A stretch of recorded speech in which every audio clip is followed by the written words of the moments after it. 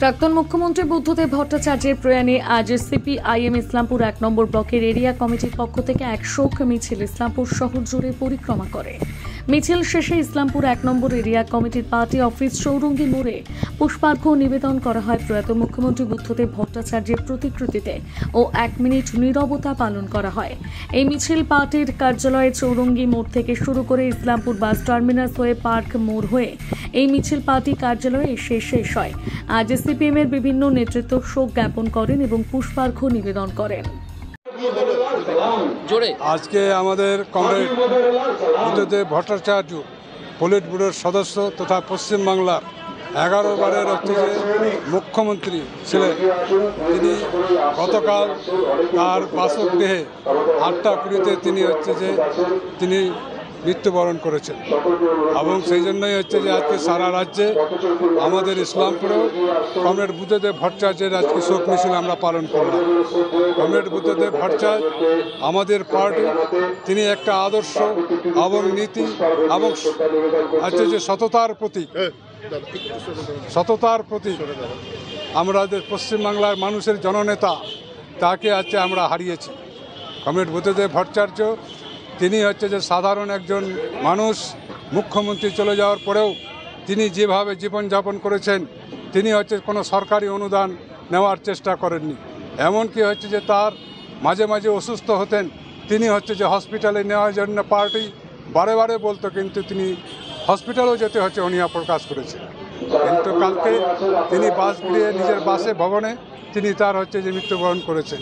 Comrade Buddhadeb Bhattacharya তার রাজনৈতিক এবং মুখ্যমন্ত্রীর জীবনে তিনি চেষ্টা করেছিলেন পশ্চিমবাংলার যুবকদের জন্য, বেকার যুবক যুবতীদের জন্য, যারা চেষ্টা করেছিলেন একটা শিল্প স্থাপন করতে। এবং তিনি একটা কল দিয়েছিলেন সেই সময়, তিনি বলেছিলেন যে কৃষি আমাদের ভিত্তি এবং শিল্প আমাদের ভবিষ্যৎ। তিনি অনেক চেষ্টা করেছিলেন। একটা যে সিঙ্গুরে আপনারা জানেন যে সিঙ্গুর 80% কাজ শেষ হয়ে গেছিল, কাজ শুরু হওয়ার মুখে, কিন্তু তখনকার যে বিরোধী নেতারা আমাদের পশ্চিমবাংলায় এই শিল্প স্থাপন করতে বাধা সৃষ্টি করেছিল। আজকের মানুষ, আমরা দেখলাম কলকাতার বুকে আমাদের পার্টি, আমাদের যারা অন্যান্য রাজনৈতিক দলের আজকে অনেকেই স্বীকার করেছেন যে সেই সময় বুদ্ধদেব ভট্টাচার্য যে শিল্পনীতি, যে শিল্প স্থাপন করতে চেয়েছিলেন, যে বাধাপ্রাপ্ত হয়েছিলেন, শিল্প স্থাপন করতে পারেননি, সেটা অনেকে স্বীকার করেছেন। সেই জন্য আজকে আমরা কমরেড বুদ্ধদেব ভট্টাচার্যকে শ্রদ্ধাঞ্জলি আমরা তখনই সাকসেসফুল হবে যে কমরেড বুদ্ধদেব ভট্টাচার্যের অসমাপ্ত কাজকে আমরা সমাপ্ত করব, তখনই যে আমাদের সত্যিকারের শ্রদ্ধাঞ্জলি। আজকের শপথ আমরা এটাই বামপন্থীরা শপথ নিচ্ছি। সম্পাদক ছিলেন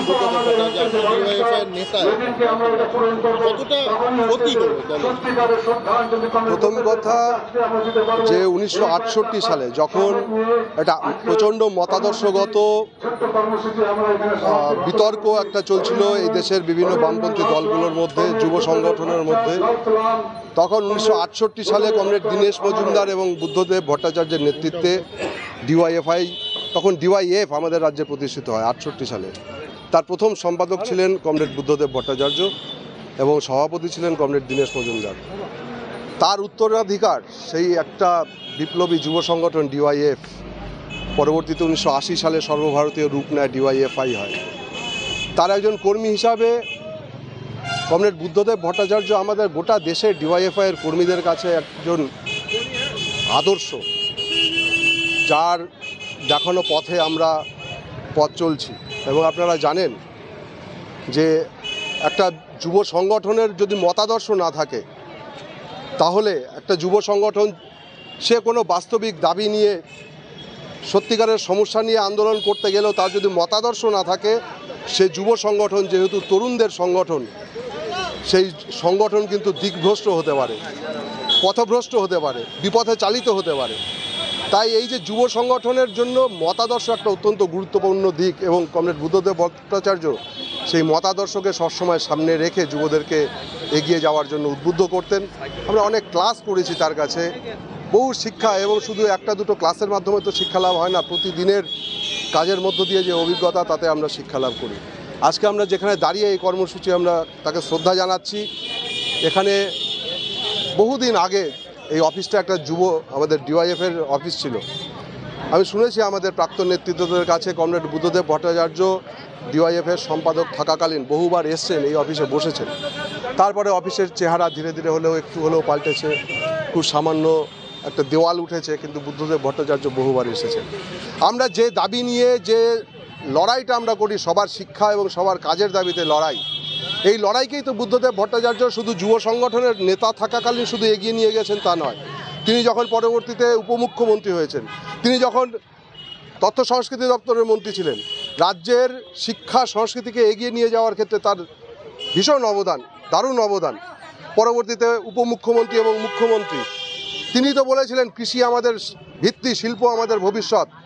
শিক্ষায় এত এগিয়ে গেছে আমাদের রাজ্য, কিন্তু এই রাজ্যের এত স্কুল, এত আইটিআই, এত পলিটেকনিক, ইঞ্জিনিয়ারিং কলেজ, এত গ্র্যাজুয়েট, এত এমএ পাস, বিএড করা ছেলেমেয়েরা কোথায় কাজ পাবে? তাদেরকে নিজের রাজ্যে নিজের ঘরে থেকে কাজের ব্যবস্থা করবার জন্যই তো পশ্চিমবঙ্গে শিল্পায়নের পরিকল্পনা নিয়েছিলেন। বিধ্বংসী আন্দোলন, বহু ষড়যন্ত্র, আজকে তার প্রয়াণের দিনে, তাকে শ্রদ্ধা জানানোর দিনে সেসব কথা উচ্চারণ করতে চাইছি না, কিন্তু বুদ্ধদেব ভট্টাচার্যের সাদা জামায় সাদা ধুতিতে সেদিন যারা রক্তের দাগ দেখতে পেয়েছিলেন, বহু ষড়যন্ত্রকারী ছিলেন, বহু মিডিয়া তখন হয় বিপথে চালিত হয়েছিলেন বা মানুষকে বিপথে চালনা করেছেন, কিন্তু আজ তারা সবাই ভুল স্বীকার করছেন, ভুল বুঝতে পারছেন যে পশ্চিমবঙ্গ কোন পথে কতটা পিছিয়ে গেছে। পশ্চিমবঙ্গের যে শিল্প কারখানা যে কটা ছিল সেগুলো বন্ধ হয়ে গেছে। নতুন শিল্প কারখানা যা হবার কথা ছিল, বুদ্ধদেব ভট্টাচার্য যাদেরকে এনেছিলেন তারা চলে গেছে, টাটাকে তাড়িয়ে দেওয়া হয়েছে। পশ্চিমবঙ্গে আইটি সেক্টরে সল্টলেক, রাজারহাট সহ আরও বৃদ্ধি পাওয়ার কথা ছিল, সেগুলো আজকে আর বাড়েনি। আমরা ইসলামপুর মহকুমায়, তিনি জানতেন যে ইসলামপুরে চামড়ার একটা বড় বাজার আছে, এই যে পাঞ্জিপাড়ায়। তিনি সেই সময় উদ্যোগ নিয়েছিলেন। কমরেড মানব মুখার্জি, আরেকজন আমাদের প্রয়াত নেতা কমরেড মানব মুখার্জি, তিনিও ডিওয়াইএফআইয়ের প্রাক্তন নেতা, প্রয়াত হয়েছেন। কমরেড মানব মুখার্জি, কমরেড মোহাম্মদ সেলিম, কমরেড বুদ্ধদেব ভট্টাচার্য, তাদের উদ্যোগেই তো পাঞ্জিপাড়ায় সেখানে চর্মশিল্প করবার জন্য সেখানে জমি নেওয়া হয়েছিল। সেটা আমরা দেখলাম এই সরকারের জমানায় সেখানে চর্মশিল্প তৈরি হলো না। মানুষের প্রয়োজন একটা পাওয়ার গ্রিড, সেখানে পাওয়ার গ্রিড তৈরি হয়েছে, কিন্তু যেখানে ব্যাপক কর্মসংস্থানের সুযোগ ছিল আমাদের এলাকার ছেলে মেয়েদের, সেখানে কিন্তু চর্মশিল্প হলো না।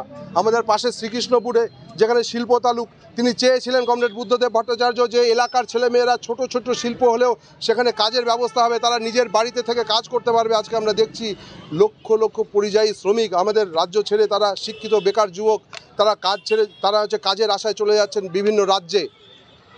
আজকে গোটা যুব সমাজ একটা হতাশার মধ্য দিয়ে যাচ্ছে। প্রতি বছর এসএসসি চাকরি, আজকে বিভিন্ন যারা রাজনীতি করে না, যারা রাজনৈতিক কর্মী নয়, যারা শিক্ষক বিভিন্ন জায়গায় চাকরি করছেন, তারাও আজকে বলছেন যে এই ব্যক্তি ছিলেন বলে আমরা দুবেলা ভাতের বন্দোবস্ত করেছি, স্বচ্ছভাবে নিজের যোগ্যতার পরিচয় দিয়ে আমরা যে চাকরি পেয়েছি, মাথা উঁচু করে রোজগার করতে পারছি।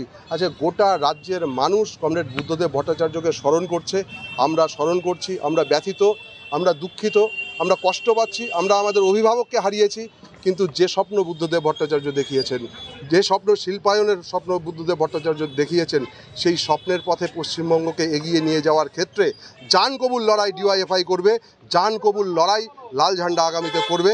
এবং আমার মনে হয় কমরেড বুদ্ধদেব ভট্টাচার্যকে শ্রদ্ধা জানানো তখনই বাস্তবিকভাবে, আক্ষরিকভাবে সেটা সম্পূর্ণ হবে। আমরা ইসলামপুরে আজকে গোটা শহরটা আমরা দীর্ঘ পথ শোক মিছিল আমরা পরিক্রমা করেছি, এবং শোক মিছিলের শেষে আমরা সিপিআইএম ইসলামপুর 1 নম্বর এরিয়া কমিটির দপ্তরে কমরেড বুদ্ধদেব ভট্টাচার্যের প্রতিকৃতিতে আমরা মাল্যদান করে পুষ্পার্ঘ্য অর্পণ করে কর্মসূচি শেষ করেছি।